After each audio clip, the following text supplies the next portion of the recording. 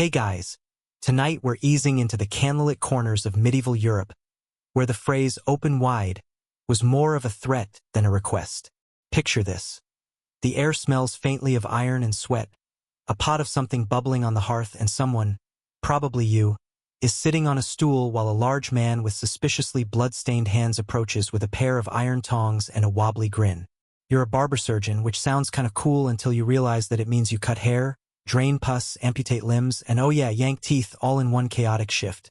You're not trained by a university or guided by anything resembling science. You learned everything from watching the last guy do it, and frankly, he wasn't very good either. The patient in front of you has a raging toothache, and you're about to perform what passes for dentistry. You rummage through your tools. A sharpened knife, some twine, a bowl for spitting, and the star of the show, your tooth key.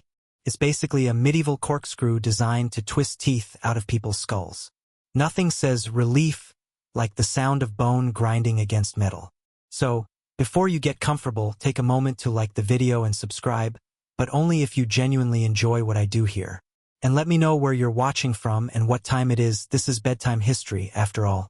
Now, dim the lights, maybe turn on a fan for that soft background hum, and let's ease into tonight's journey together. The patient tilts their head back, lips trembling. There's no anesthetic unless you count the gulp of ale they had earlier or the belt they're currently biting down on. You brace one knee against their chest and start turning the key. The tooth creaks like old timber.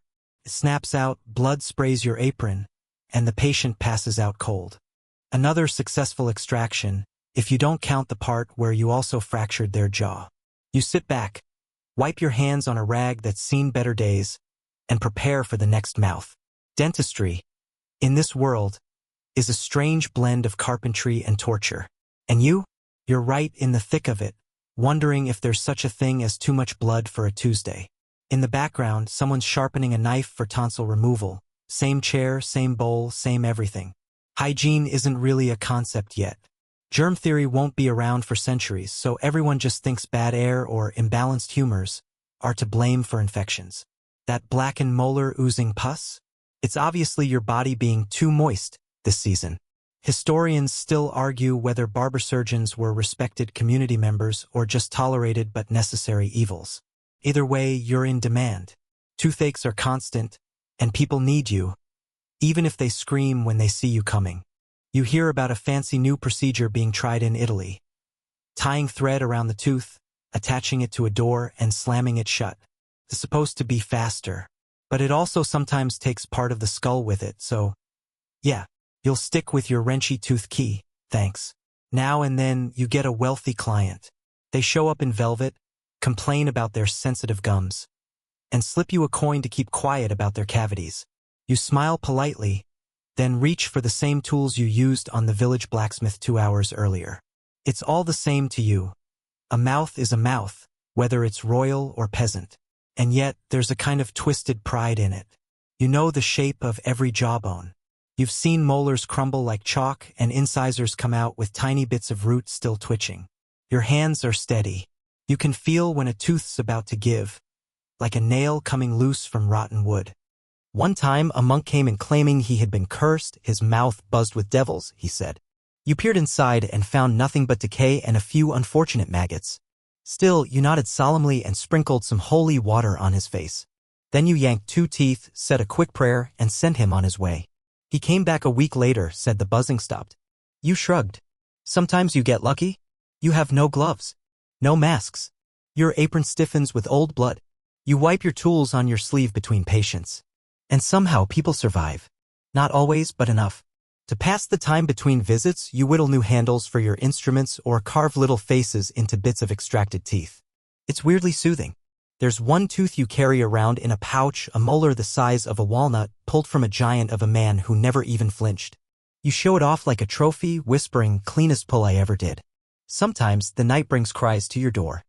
Children with swollen cheeks, mothers begging for help, drunks with broken jaws from tavern fights. You don't sleep much. You sit by the fire, sharpening your tools, wondering if there's a better way. You've heard rumors from the East of pain relief powders, of actual training, but it sounds like myth. Still, you dream. Maybe one day your work won't require screams. But for now it does. You glance out the window. Dawn's coming. Your hands ache. There's dried blood in the creases of your knuckles. But the line outside your door is already forming.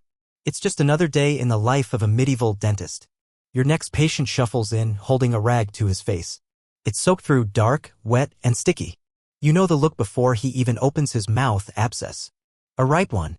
The kind that's been festering for weeks, maybe months. You sigh and reach for the sharpest knife in your collection. There's no point in poking it gently, this one's going to explode. The moment you make the cut, the smell hits you like a punch in the chest. It's hot, sour, and oddly metallic. A small fountain of greenish pus bursts from the gum like some cursed spring. The man groans, half relieved, half ashamed. He apologizes for the smell, for the mess, for being born with teeth at all. You hand him a cloth, and without a word, you both pretend this never happened. Medieval medicine is nothing if not equal parts mystery and misery.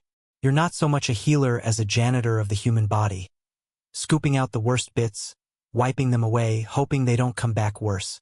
Most ailments, especially oral ones, aren't treated with any real science.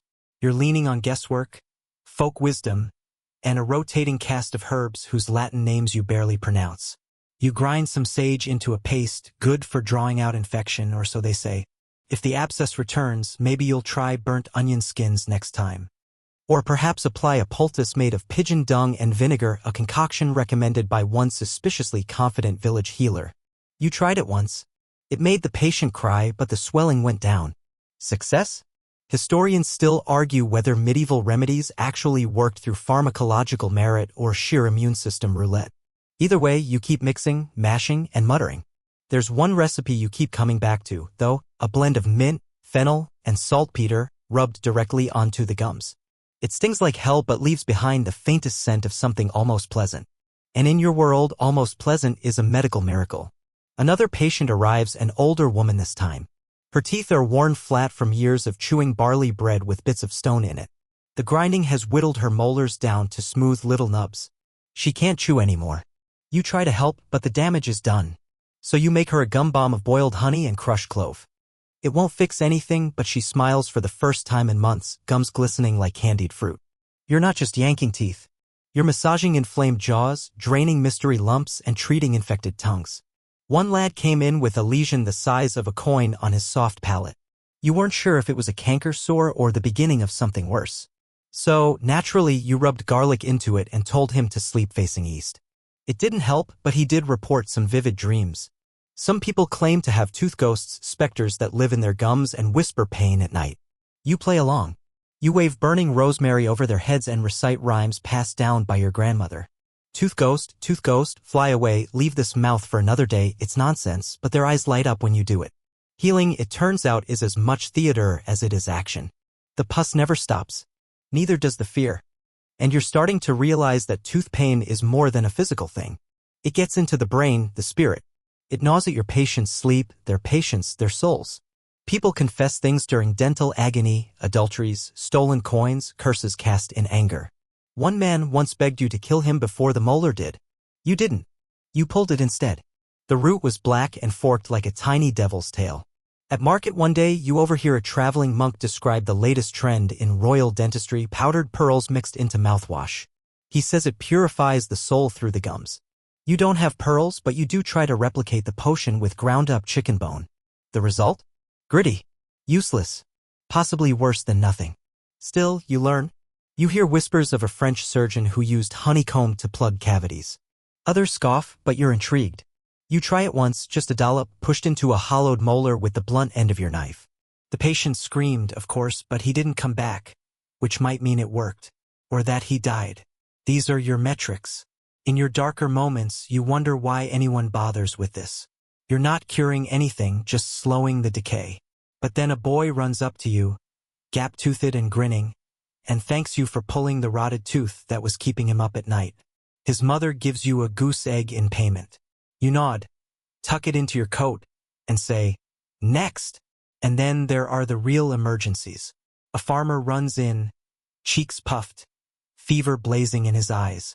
You pry open his mouth and see that the infection has spread down his neck. The skin is taut and red. Ludwig's angina, though you don't know the name. All you know is that it's fatal more often than not. You drain what you can, leech his neck, pack the wound with salt. He dies anyway.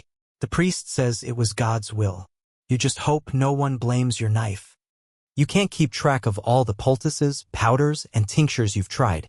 Some made from herbs, some from animal fat, some from ingredients you'd rather not discuss at bedtime. Like goose droppings. Or mare's milk left to ferment until it smells medicinal. At night, you sit by the fire with your cracked ledger, recording the day's extractions and experiments in wobbly script. You're trying to create something, maybe a system, maybe just a list of what not to do again. You start to notice patterns. Rosemary reduces swelling. Crushed cloves distract from pain. And no matter what anyone says, cow urine is never the answer. A few of your patients have started calling you the wise tooth man. You scoff, but secretly you don't hate it. Wisdom doesn't mean you always succeed. It just means you keep trying even when everything stinks of pus and failure.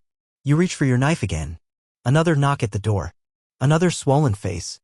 Another chance to get it wrong, or maybe, just maybe, to get it slightly less wrong than last time. The door creaks open again. This time it's a young boy cradling his jaw like it's made of glass.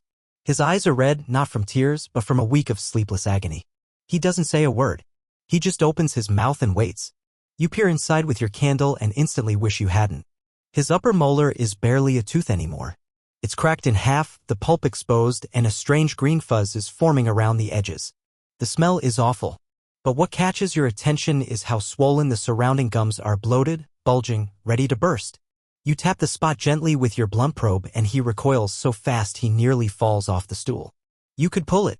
That would be the cleanest solution if you can get it out without taking part of his face with it. But maybe, just maybe, you can try something less final. You remember an old trick. A poultice of crushed garlic, elderflower, and a dab of pig's lard. You mash the ingredients into a gray paste and pack it along his gum line. Then you give him a linen pouch filled with cloves and tell him to sleep with it under his cheek. You know it won't cure him, but it might numb things enough until you have to bring out the pliers. And this is what most of medieval dentistry really is. Trying anything and everything in the hope that one of these stinking little recipes makes the pain stop. Not heal. Just stop. Tonight, you're lucky. The boy comes back 2 days later and, miraculously, the swelling has gone down. He's smiling, which is weird because people almost never smile here. You nod. You don't say anything. You just cross off another miracle in your head and make a mental note. Elderflower works better than expected. But of course, not every case is so tidy. You're still haunted by the man who swore there was a demon living in his tongue. You opened his mouth and saw what looked like a black ulcer writhing along the side. You touched it with a hot iron and it hissed. Maybe it was just pus. Maybe not. He died 2 days later, whispering the name of something you didn't understand. You don't ask too many questions anymore. You're beginning to realize that the job isn't just teeth, it's rituals. Prayers. Theater. You chant rhymes to distract patients. You whisper folk charms as you extract molars. You tell stories about how Saint Apollonia endured her own teeth being ripped out during martyrdom so your patients can take comfort in the idea that their pain has some cosmic significance.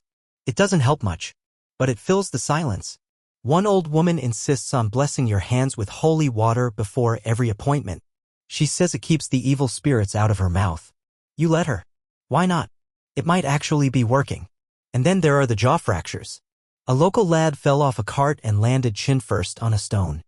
His jaws split clean in two, a jagged line visible even without opening his mouth. You don't have modern splints. No sterile wires.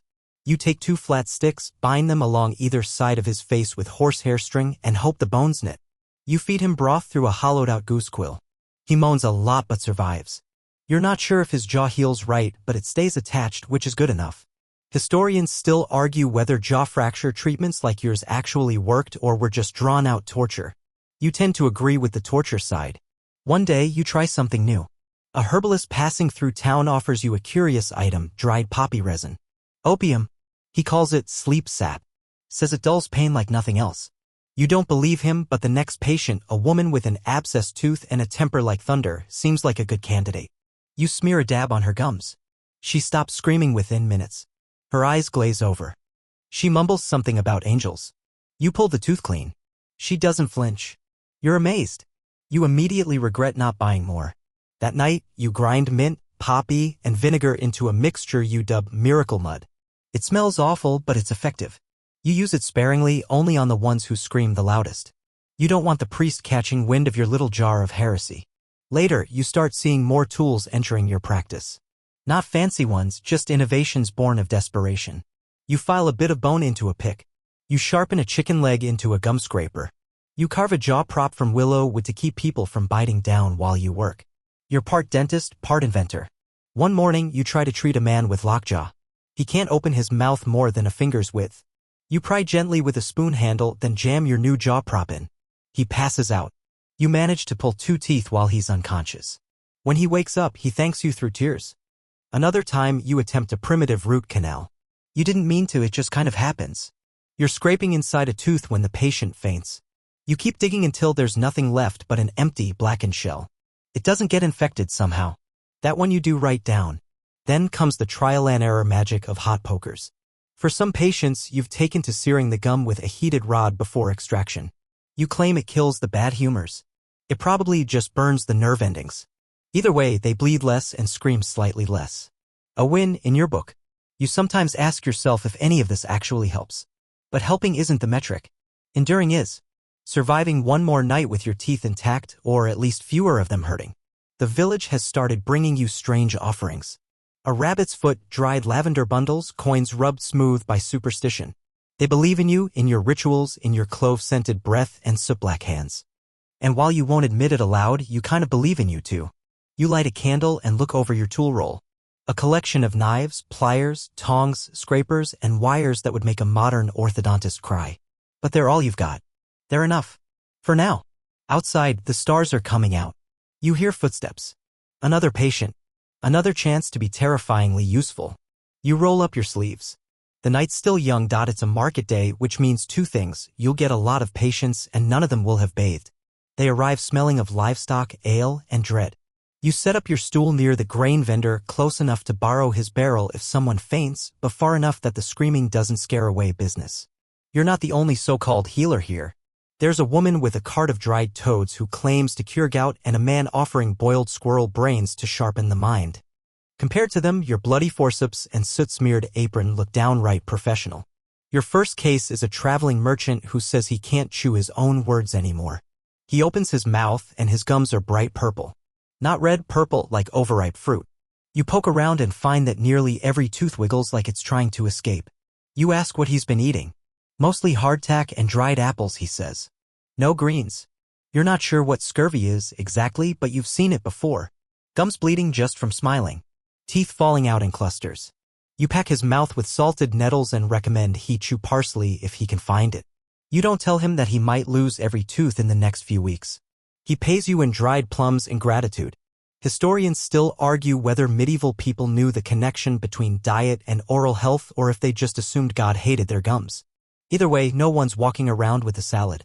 Midday, a minor noblewoman arrives, flanked by 2 guards who look like they were carved from wood. She doesn't sit. She commands you to examine her daughter's crooked teeth. The girl looks terrified and with good reason. Her front 2 teeth are growing sideways, crossing over like swords. The noblewoman wants them straightened or removed if they cannot be made pretty. You've heard of tooth training, tying bits of string to slowly pull teeth into place. It sounds like a cruel joke, but today you decide to try it. You wrap a soft leather cord around one tooth and tie it to a carved splint resting against her other teeth. It looks absurd. It feels worse. But if she wears it long enough, maybe, just maybe, it'll shift. Or fall out. As you're tying the knot, she glares at you with more fury than a hungover priest. You smile and say, "Beauty hurts." She doesn't laugh. Neither does her mother. You finish and the noblewoman tosses you a coin without a thank you. The metal is hot from her palm, slick with perfume and disdain. Later, you see a man with a lump in his lower jaw that looks like a second shin. He calls it his bone blister. You poke it. It's solid. Doesn't move. Probably a tumor or maybe a cyst hardened like rock. You consider cutting it out, but the man says he's had it for 5 years and it hasn't killed him yet. So instead, you coat it in a mix of warm vinegar and beeswax, tell him to pray to St. Cuthbert and send him on his way. You're learning to know when to leave things alone. A local miller brings his son, whose teeth are stained black.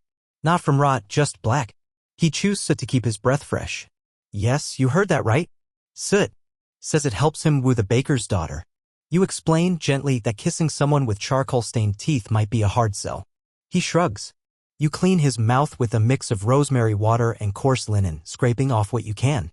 Underneath, the teeth are shockingly healthy. You tell him to switch to mint.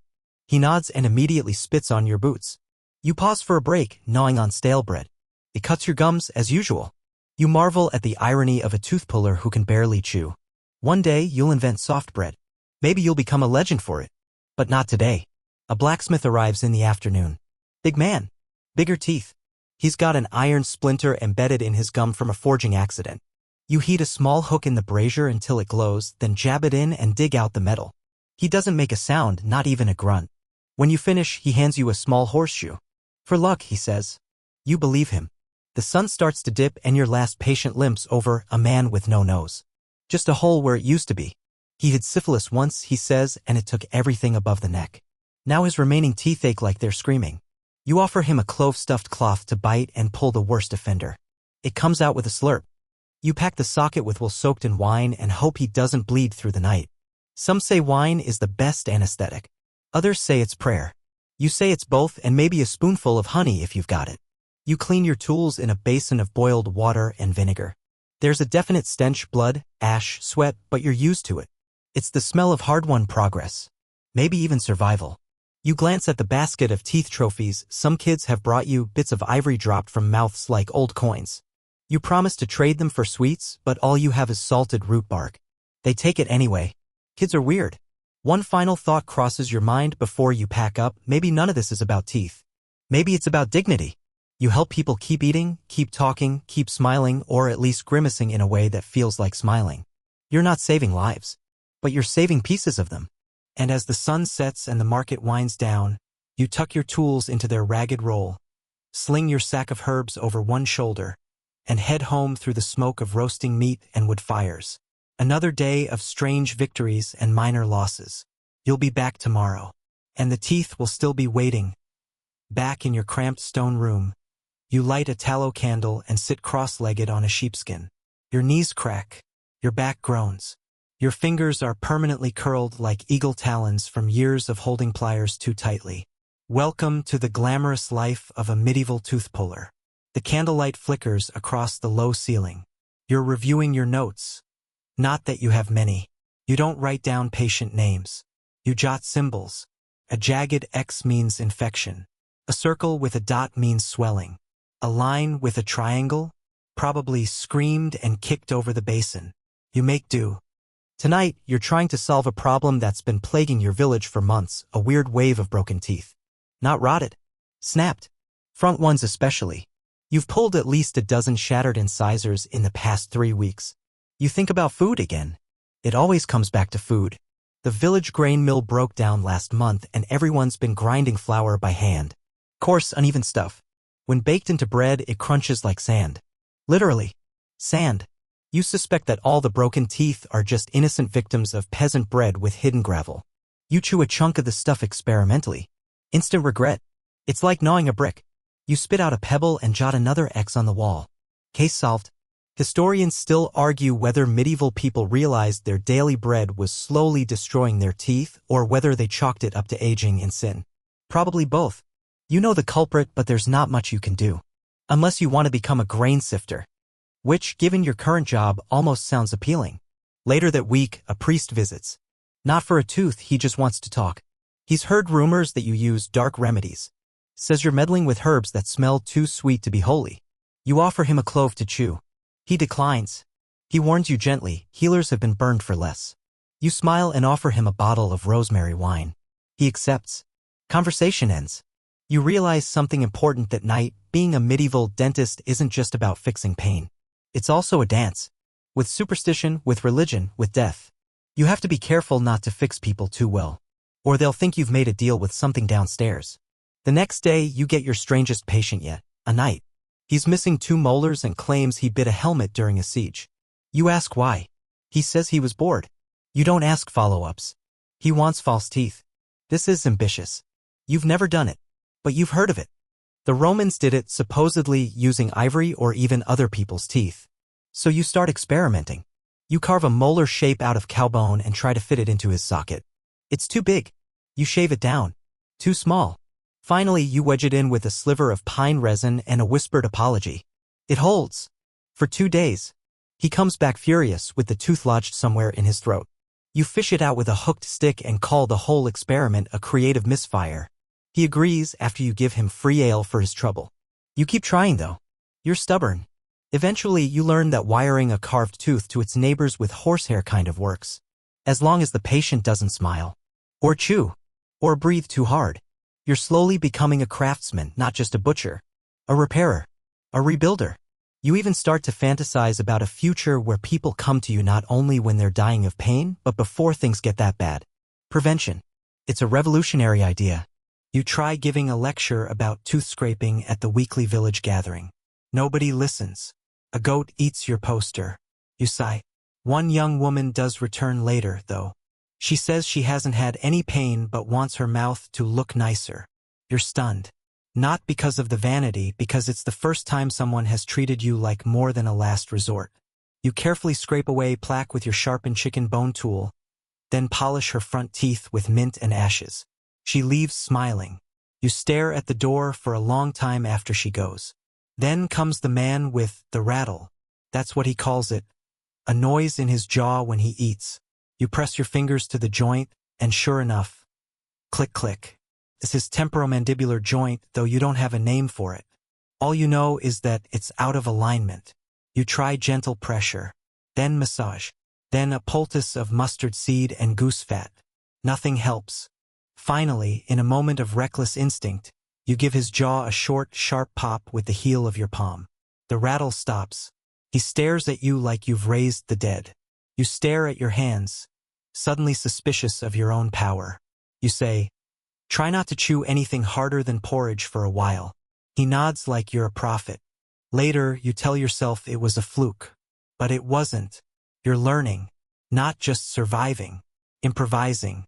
One night, an elderly farmer stumbles in with his entire lower jaw swollen like a melon. You know this one, Ludwig's angina. You don't call it that, but you've seen it before. It spreads fast, suffocates. You don't try to extract the tooth, too dangerous. Instead, you slice into the floor of his mouth to release the swelling. He screams. Blood gushes. But he breathes easier. You save him. Probably. You'll know in 2 days. You wake up the next morning with a strange sense of calm. A deep ache in your joints, but also a spark of something harder to describe. You're not just surviving this job anymore. You're shaping it.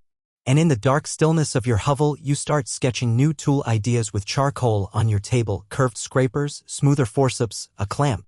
You're planning. Imagining. Daring to hope for a future where people don't fear your touch but trust it. Maybe that's foolish. But maybe in your little corner of history, you're not just a back alley tooth yanker. Maybe you're a pioneer. The next few weeks roll in like fog, soft, slow, and heavy with the scent of wood smoke and rain-soaked earth. You get fewer emergencies now, which sounds like a blessing until you remember you only eat when people suffer. With fewer teeth to pull, you have time to think. That's dangerous. You're sitting on your stool, sharpening your favorite iron pick when a child scampers up with a grin full of gaps. She hands you something wrapped in wool. A tooth, freshly fallen, still speckled with red. You raise an eyebrow. Payment, she says. For when I need a new one later. You chuckle, but it sticks in your throat. Is she joking? Or is this the first barter in what might become a whole new line of work? You've been hearing whispers, literally. Whispers about rich folks in the city paying for transplanted teeth. Real ones. Human ones. Plucked from the poor and sold to the wealthy. You're horrified, of course. But you also wonder. Could it work? Historians still argue whether these early tooth transplants ever actually succeeded, or if they were mostly desperate frauds. But the idea, lifting a tooth from one mouth and jamming it into another like a wooden peg in a beam, it sticks with you. You start experimenting. Not on people. Not yet. You set up a line of sheep skulls behind your house. You call it the Dental Academy. The neighbors call it proof you've lost your mind. You ignore them. You try pulling and replanting the same molar, seeing how many times the bone can take the shock. You carve sockets into dried bones, practice fitting pig teeth. None of it works perfectly. But you're learning how teeth fit. How the root flares, how the gum wraps like ribbon. And then, one day, someone comes asking for it. A merchant. Middle-aged. Missing a canine. He says his wife won't kiss him anymore because he looks like a goblin. You nod solemnly because this is not the first time kissing has brought a man to your doorstep. You say, I might try something unconventional. He doesn't flinch. You dig through your stash of fallen teeth. You find one roughly the same size and shape, clean it, scrape it, boil it. You don't know if any of this is enough, but it feels better than just winging it. You press the tooth into his empty socket with a mixture of beeswax, resin, and terrified hope. It holds. It actually holds. For about a week. Then it wobbles and falls out during dinner, right into his stew. His wife faints. He brings it back to you in a pouch. You both stare at it for a long time before agreeing, maybe a carved wooden tooth will be less traumatic next time. Still, he smiles wider than ever, goblin or not. A few days later, you get another patient who makes you question everything. A woman. Young. Pale. Quiet. She opens her mouth and you gasp. Not because of what's there, because of what's not. She has no teeth at all. You've seen this once or twice in the very old, but she can't be more than 30. She says they all fell out within a year. No pain. No blood. Just gone. You stare, unsure if it's scurvy, poison, or some curse whispered into her bread. You don't know how to help her, but she's not here for help. She's here for company. For someone to notice. You clean her gums with thyme and honey water. She cries anyway. After she leaves, you sit in silence. There's a limit to what you can fix. That truth is the heaviest thing you ever carry. That same night, the local baron sends word. He wants a consultation. You're nervous. You've never worked for real nobility before. You wipe the soot from your cheeks and try not to smell like sheep skulls. The baron's castle is damp and full of velvet. A servant leads you to the lord's chamber. You expect someone grand. You find someone pitiful. He's lying in bed, clutching his jaw like it's about to fall off. His mouth is swollen, one side sagging. You can already smell the infection before you cross the room. His molar is black. Not dark. Black. Glossy. Like obsidian. When you touch it, pus spurts like a burst fruit. You bite back a gag. You've pulled worse, but never from someone so powerful. He mumbles, do it. You do. And then the oddest thing happens. He thanks you. Warmly. Gratefully. As though you've just pulled a demon from his soul. Later, his steward pays you with a small pouch of coin and a parchment, permission to treat patients in the baron's lands, tax-free. You nearly faint. You've just been knighted. In a way. You're now a licensed butcher. The next morning, word spreads. Not just of your tax-free status, but of the baron's recovery. Suddenly, people treat you differently. Bakers offer you real bread. Children stop throwing pebbles. Even the priests start saying hello sometimes. One man brings you a small book. Says he found it in the wreckage of a monastery. It's written in Latin mostly, but it has drawings. Teeth. Gums. Hooks. Things you recognize and things you don't. You study it every night by candlelight. Some of it makes sense. Some of it might as well be spells. One margin reads, pain is the shadow of misalignment. You repeat it like a prayer. You start naming your tools. Not officially, just in your head. Your broad forceps are the widow. Your curved pick, the shepherd. Your thin scraper, the whisper. It helps. One night, as you scrape mold from the inside of your wooden cup, you realize something unnerving. You like this. Not the blood, or the moans, or the endless tooth fragments in your boots. But the craft, the chance to be useful, respected, maybe even remembered. You used to dream of being a monk, or a brewer, something quiet, something with fewer screams. But now you dream of perfect extractions, of painless scraping, of finding the exact shape of a missing tooth. You dream of a future where you understand mouths the way architects understand stone. A future where people come to you before it's too late. You're not there yet, but you're closer than anyone around you. And as you drift to sleep, candle flickering low, you whisper the phrase from the book once more. Pain is the shadow of misalignment. You don't know what it means yet. But someday you will. Morning comes with a cold wind and the shrill cry of crows. You roll out of your bed if a straw-filled sack qualifies and stretch until your back cracks like a brittle scroll. Your fingers are stiff again. Always worse after rain. You massage them, then stumble outside to dump the wash basin. The frost bites at your ankles. It's going to be one of those days. By now, you're not just a tooth puller. You're something in between, village healer, reluctant philosopher, and glorified bone carver. People call you master of mouths. You hate it. Mostly because it sounds like you eat them. Your patient today is already waiting. A teenage boy with a jawline like an anvil and one hand over his mouth. You know that look. He's hiding something. You sit him down. Gently pull his hand away. And there it is, a double row of teeth. Not baby and adult, 2 full lines of permanent teeth growing like an ill-kept garden. Upper jaw only. It looks like his mouth is trying to hatch. You blink. This isn't normal. Not even medieval normal. Historians still argue whether cases like this, so-called hyperdontia, were even known to medieval practitioners or just treated as demonic curses. You don't think he's cursed. Just unlucky. His parents want you to fix it. You try to explain that removing so many teeth could cause more harm than good.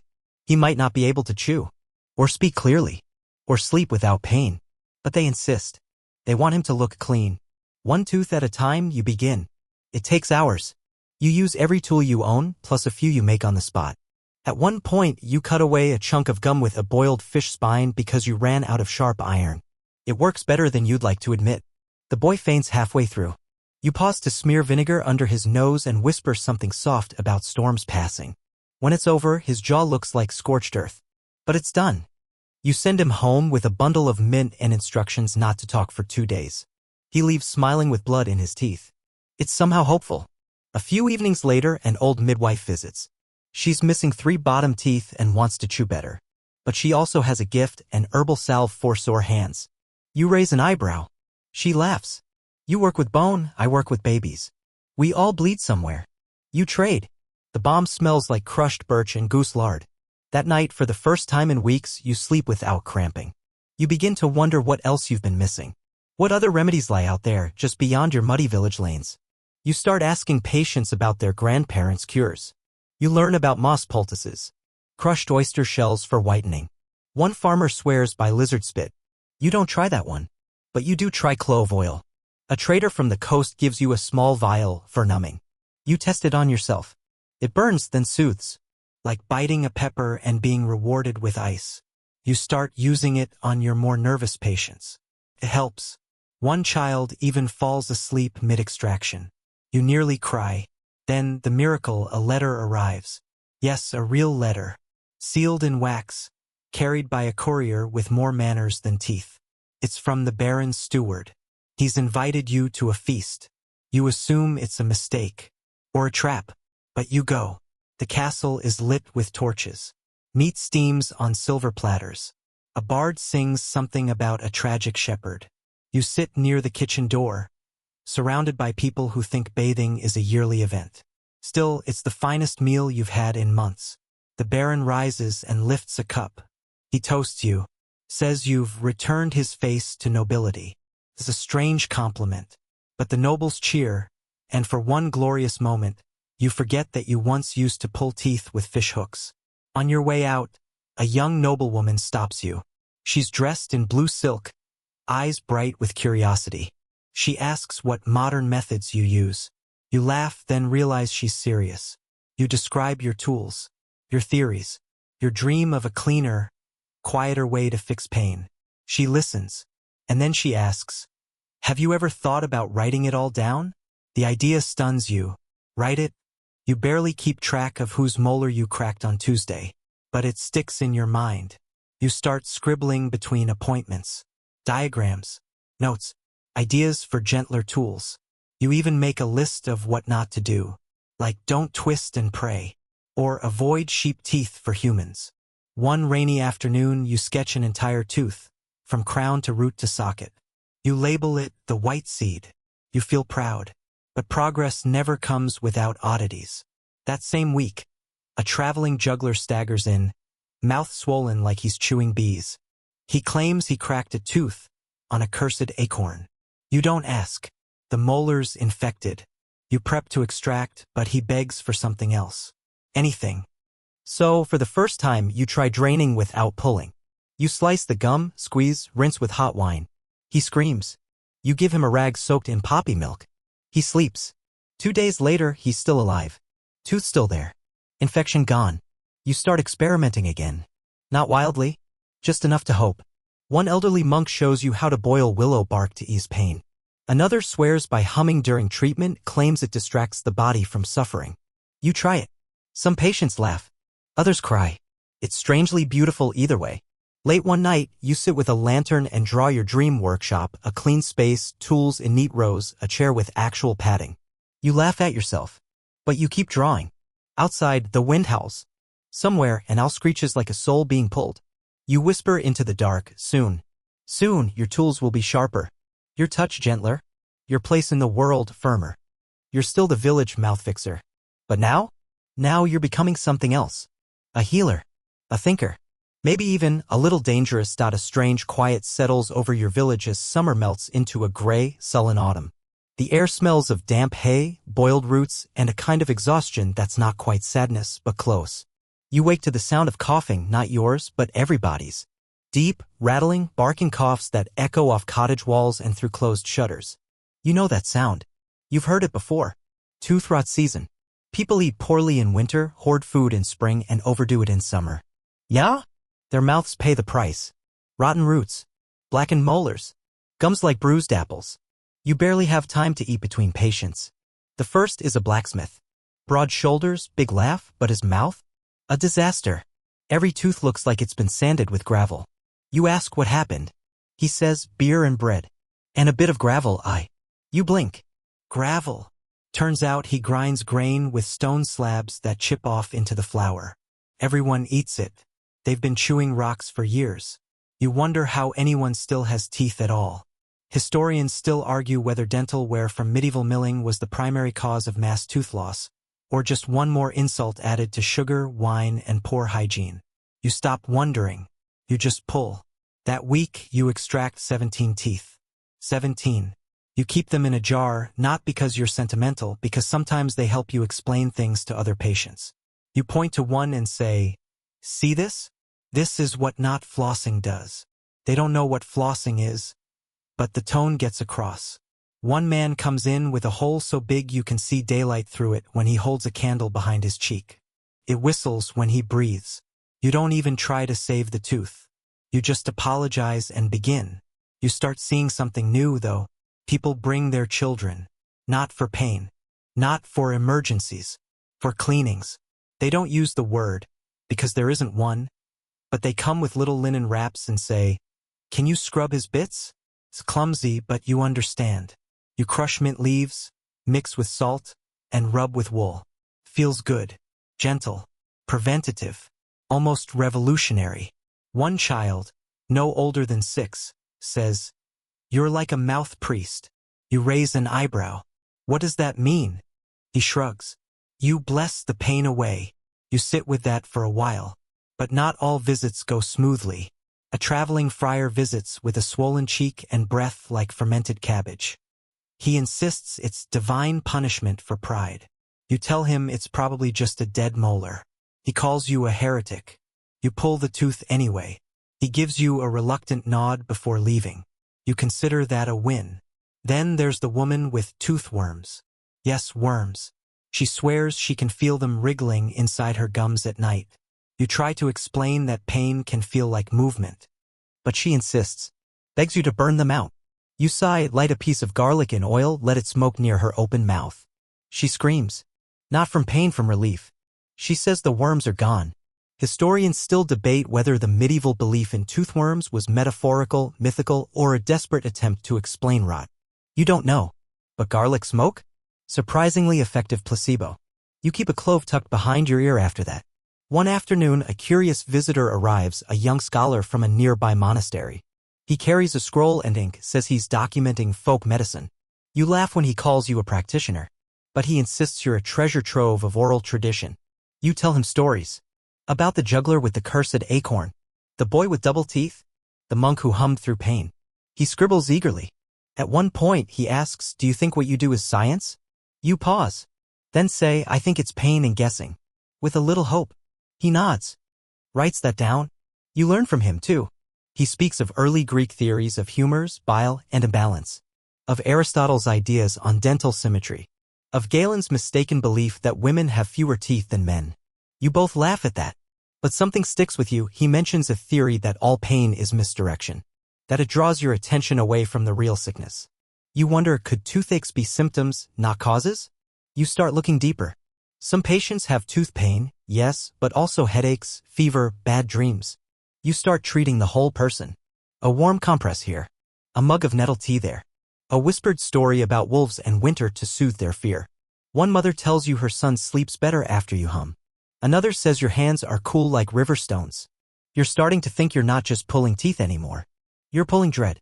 The scholar leaves, promising to mention you in his writings. You don't expect he will. But it's nice to imagine your name, misspelled, no doubt, inked into a dusty book. Then one evening, disaster. Patient arrives with lockjaw. His mouth won't open. His jaw is clenched like a vice. You've heard of this before. Some say it comes from stepping on iron. Others blame curses. You think it's infection, tetanus maybe, but there's no cure. Just time and hope. You can't treat his teeth. You can barely get him to swallow. You grind poppy into a paste. Rub it into his gums through a small crack. You chant nonsense while doing it. More for you than for him. He sleeps. Barely. He lasts 3 days. Then he's gone. You bury his tooth. Just one, the only one you manage to touch. That night, you don't sleep. You sharpen your tools by firelight. But not for use. For focus. The rhythm calms you. You whisper. Pain is the shadow of misalignment. You start to believe it means more than just teeth. You write new notes. Diagrams of nerves. Arrows connecting mouth to brain. You sketch a tool that curves backward, not for pulling, but for pressing gently against the gum like a lever of kindness. And then quiet again. People stop coming briefly. Their mouths are healing. Or hiding. Or numb. You sit alone in your shop, staring at the lantern flame. You wonder what it would be like if teeth never fell apart. If people came to you just to talk. Or laugh. Or ask how to avoid pain. It's a lovely dream. But a knock at the door reminds you your work is not done. A child, eyes wide, holding a linen wrap. Inside? A tiny molar. You smile. It begins again. By the time winter fully settles in, the village paths are choked with mud that freezes into ridges by morning and melts into sludge by afternoon. Your boots are never dry. Your hands are permanently tinged with soot, wine, and the coppery scent of blood. And yet, people keep coming. Word spreads. Beyond the village. Down trade routes. Across neighboring parishes. You're no longer just that weird tooth puller who hums. You're becoming something else. A necessary evil. And evil, to some, is no exaggeration. A preacher visits, wrapped in black wool, lips pursed tight enough to snap. He accuses you of tempting fate, claims that pain is holy and teeth are God's thorns. He asks you if you've ever read the Book of Job. You haven't, but you've lived it. He leaves with his teeth intact, but not without warning that your comforting practices may invite demons. You whisper, may they floss, too. Under your breath, just loud enough. Still, others adore you. One family gifts you a jar of honey after you soothe their daughter's growing pains with a chamomile clove rinse. A cobbler repairs your boot for free after you show him how to swish warm salt water for his gum boil. A widow brings you a candle she made with lavender and lard. It smells like sleep. You weep. You start marking patterns. Children have softer enamel. Men grind their teeth when they lie. Pregnant women lose molars like autumn trees shed leaves. You keep notes in a stitched pouch.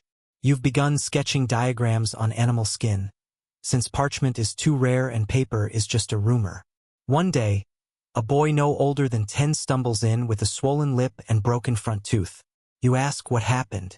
Horse, he mumbles. You wince. The tooth is still partially attached, dangling by a string of pink gum. You face a choice. Pull it or try something bold. You choose bold. You press it back in place. You bind it with a sliver of softened bark, tied gently against the neighboring tooth with sheep's wool. You mix crushed nettle and garlic to dab at the gums. You tell him not to chew on that side, not to breathe too hard, not to sneeze. He comes back in 2 days. Is holding. You blink. You've just replanted a tooth.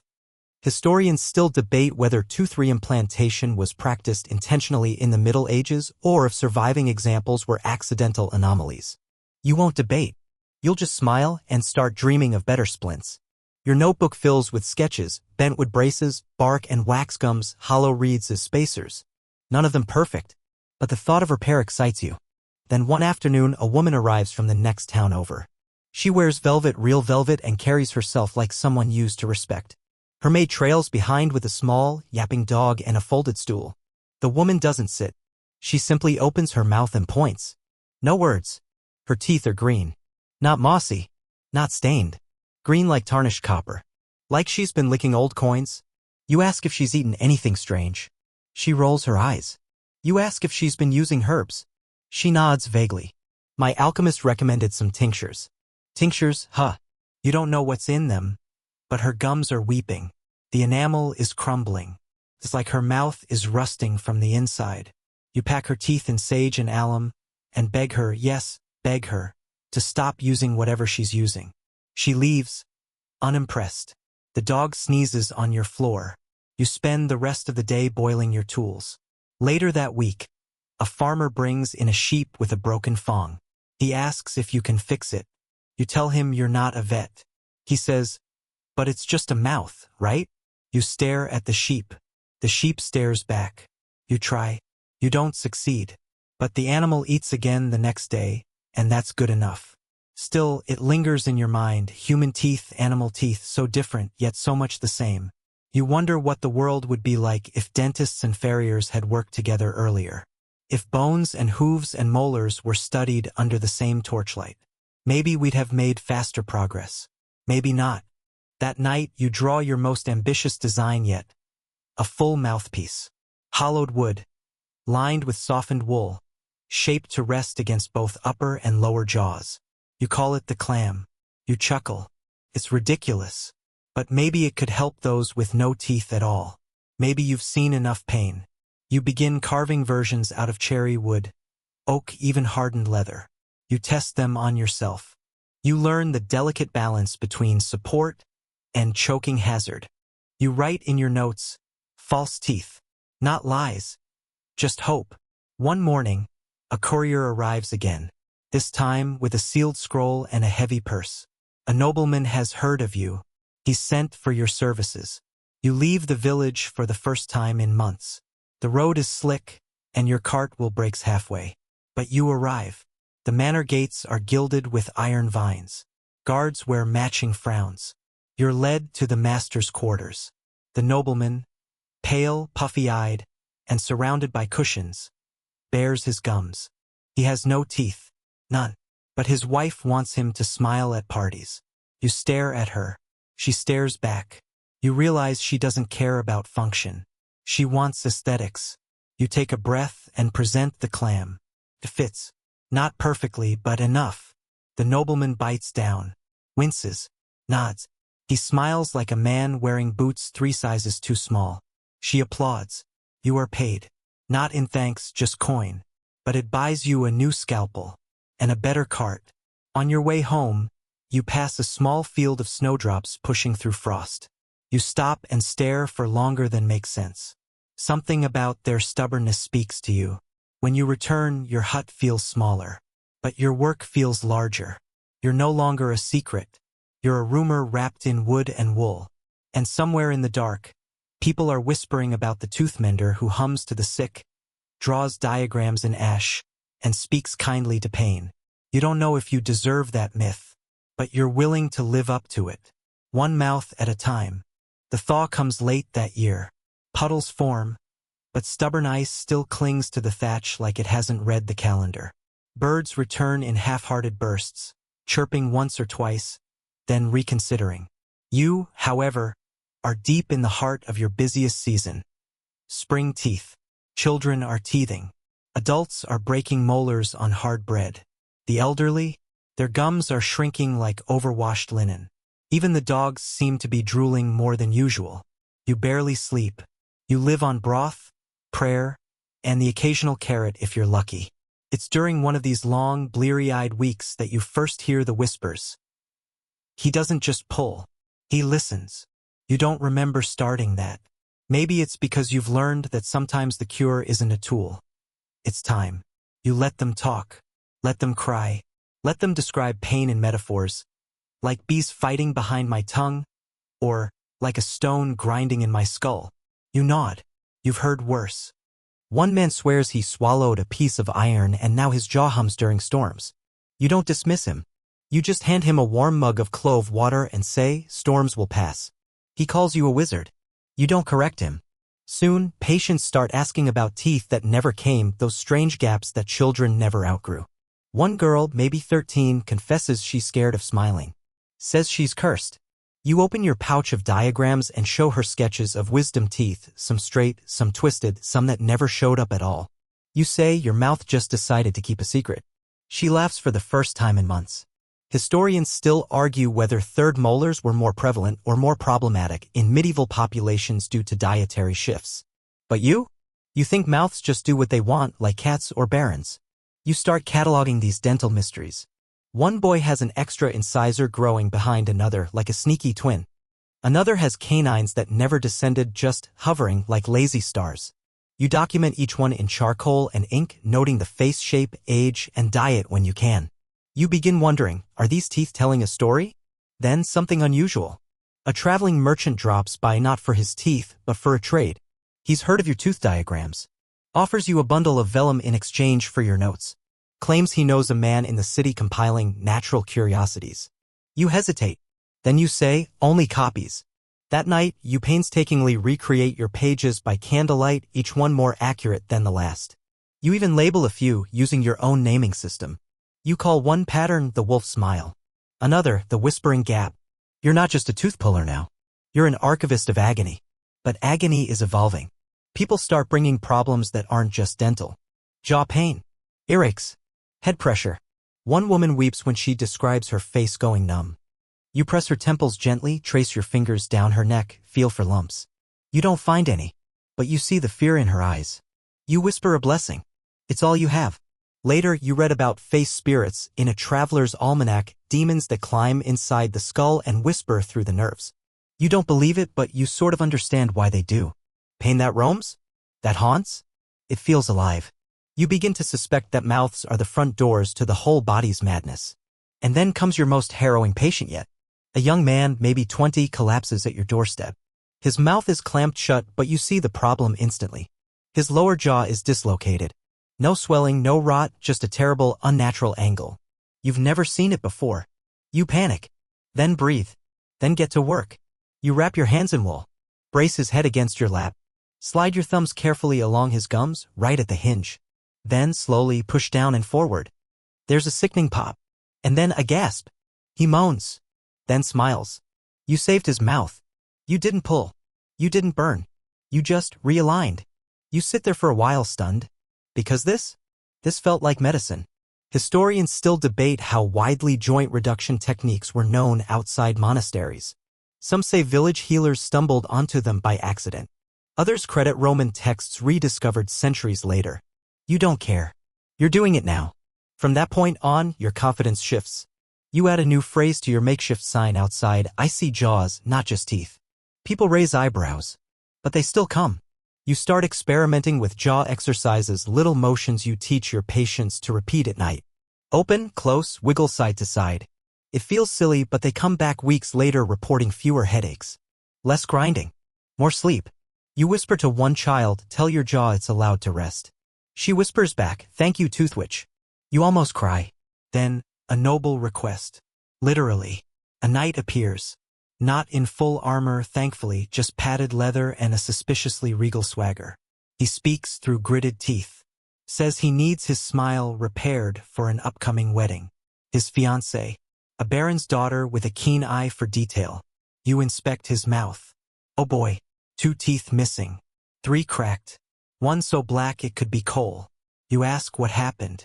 He says, training accident. You suspect wine and a bad attitude. Still, you patch him up. You install a pair of false pegs carved from sheep bone. Wedge them in with wax and dried linen. You polish the blackened one with crushed pearl and vinegar until it glimmers like a liar's promise. He beams. He looks presentable. You wonder how long it'll last. Probably not through the first course. But it's enough to get him to the altar. He pays you in a sword. It's terrible for teeth, but magnificent for reputation. Word spreads again. Not just of your tools, but your philosophy. You're not healing people to perfection. You're reminding them that their mouths don't have to be monsters. That pain isn't always punishment. That sometimes survival means just being able to eat a crust without crying. You even start getting letters. Real ones. Sealed with wax and per spelling. Some ask questions. Others describe symptoms. One says simply, "Why do our mouths betray us?" You stare at that line for a long time. You have no answer. But in the margins of your reply, you write, "Because they are the only part of us always open." And then you return to your fire. To your tools. To the next patient. Because teeth wait for no one. The rain returns like a rude guest, uninvited and unwilling to leave. It slaps the windows, seeps through the roof, and turns the path to your hut into a gooey trench that tries to steal your boots with every step. Inside, your candles flicker, your bones ache, and the scent of boiled thyme and iron hangs permanently in the air. But business is booming.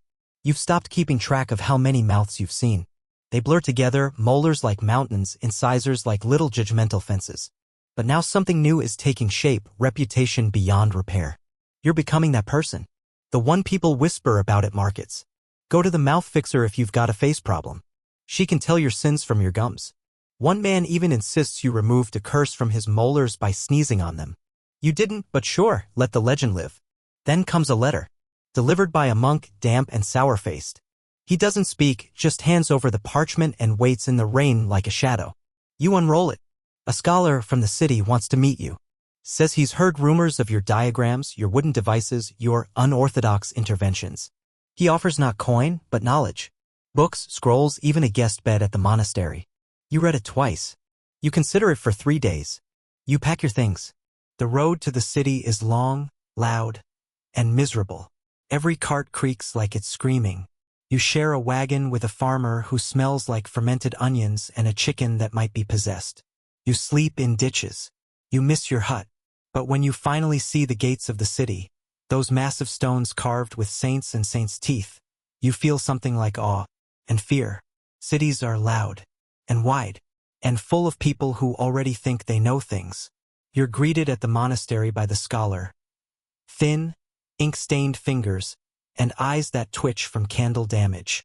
He speaks 10 words for every one of yours. He leads you down a spiral staircase into a room filled with teeth in jars. You blink. He beams. "They're all from graveyards," he says proudly. "Don't worry, they're dry." That doesn't help. But then he shows you something astonishing. A Roman dental key. Real metal. Real old. A tool shaped like a small wrench used to twist teeth out sideways. You shudder. He calls it elegant. You call it cruel. Still, you examine it. Then compare it to your own tools, curved bone hooks, split with levers, your newest creation, a wire twister made from a discarded corset spring. The scholar is fascinated. He insists you demonstrate your technique on a boar's head. So you do. You tie back your sleeves, wash your hands in rosemary water, and pull a boar tooth so cleanly that it pops like a cork. He nearly faints. You spend a week there. Studying. Listening. Sleeping on straw that smells like stale honey. You learn Latin words for things you've always known in your gut: mandibula, maxilla, canalis, pulp. They sound fancier, but they still hurt just the same. You read about Hippocrates and Galen, about the theory of humors, blood, phlegm, black bile, yellow bile, and how some people think toothaches are caused by worms. Tiny invisible wriggling things gnawing at the roots. You want to laugh. Then you want to cry. Then you realize it's not that different from what people still believe today. Historians still debate whether the toothworm myth originated independently across cultures or if it spread via ancient texts and traveler tales. Either way, you start carving little wooden worms to show your patience. This is what's not inside your tooth, you say. Most of them believe it anyway. But even in the city, your hands don't stop moving. A boy in the monastery bruises his face falling down the cloister stairs. You adjust his jaw. A scribe complains of a click when chewing. You teach him stretches. A nun asks if she's sinning because her teeth whistle when she prays. You ask.